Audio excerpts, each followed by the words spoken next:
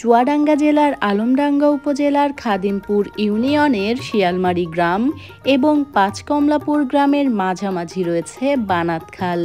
খালটি দেখতে যেমনই হোক, খালের নামটি আমার ভীষণ পছন্দ হয়েছে, তাই বানাত খালের খোঁজে আরও একবার শিয়ালমারী গ্রামের উপর দিয়ে চলে যাচ্ছি কমলাপুরের দিকে। অবশ্য কমলাপুর বললে ভুল হবে, বলতে হবে পাঁচকমলাপুর, কারণ চুয়াডাঙ্গা জেলার আলমডাঙ্গা উপজেলাতে দুটি কমলাপুর রয়েছে। একটি হলো পাঁচকমলাপুর, অন্যটি কমলাপুর। পাঁচকমলাপুর খাদিমপুর ইউনিয়নের মধ্যে, অন্যদিকে কমলাপুর জেহালা ইউনিয়নের মধ্যে।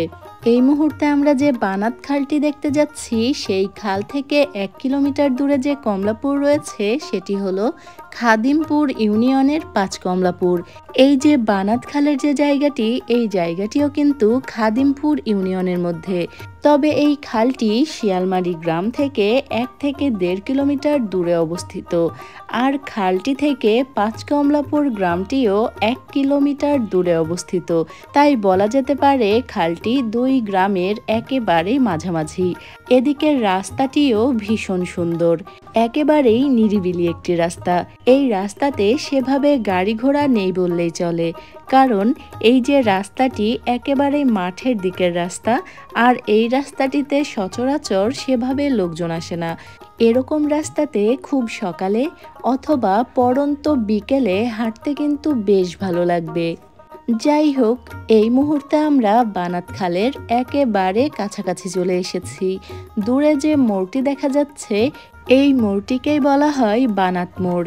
সেখানে বেশ কয়েকটি ছোট ছোট দোকান রয়েছে, তবে দোকানগুলোও বন্ধ দেখলাম।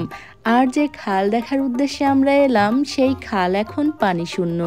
খালের মাঝখানে ধান চাষও করা হয়েছে। এই যে বটতলাটি দেখতে পাচ্ছেন, ঠিক এই জায়গাটি থেকে পাঁচকমলাপুর 1 কিলোমিটার দূরে। এই জায়গাটি অনেক বেশি সুন্দর। সামনে আপনারা যে রাস্তাটি দেখতে পাচ্ছেন, এই রাস্তাটি ধরে চলে যাওয়া যায় খাদিমপুর। তবে আজ আমরা খাদিমপুরের দিকে যাচ্ছি না, যাচ্ছি পাঁচকমলাপুরের দিকে। আর এই হচ্ছে খালের অবস্থা, একেবারেই পানি শূন্য। তবে খালে পানি থাকলে এই জায়গাটির সৌন্দর্য বেড়ে যেত বহুগুণে।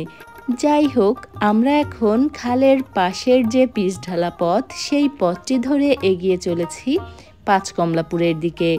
বর্ষাকালে খালটিতে যখন থই থই পানি থাকবে, তখনও একবার আপনাদেরকে খালটি ঘুরিয়ে দেখানোর চেষ্টা করব। খালের পাশের পথটি ধরে যেতে যেতে বেশ কয়েকটি ব্রিজও চোখে পড়ল, তবে ব্রিজের সাথে নেই কোনো রাস্তা, যে রাস্তাটি ধরে আমরা ব্রিজে উঠতে পারবো। যাই হোক, আজ আপনাদেরকে সন্ধান দিলাম চুয়াডাঙ্গা জেলার সুন্দর একটি খালের। যদিও খালের সৌন্দর্য ফুটিয়ে তোলা সম্ভব হলো না, কারণ খালটি পানি শূন্য। তবে পরবর্তীতে আপনাদেরকে এই বানাত খাল আবারও ঘুরিয়ে দেখাবো। আজ তবে এখানেই বিদায় নিচ্ছি। আবারও ফিরে আসবো নতুন কোনো ভিডিও নিয়ে। সে পর্যন্ত আমাদের সাথেই থাকবেন। এতক্ষণ যারা আমাদের ভিডিওটি দেখছিলেন, সবাইকে অনেক ধন্যবাদ। ভালো থাকবেন, দোয়া রাখবেন। আল্লাহ হাফেজ।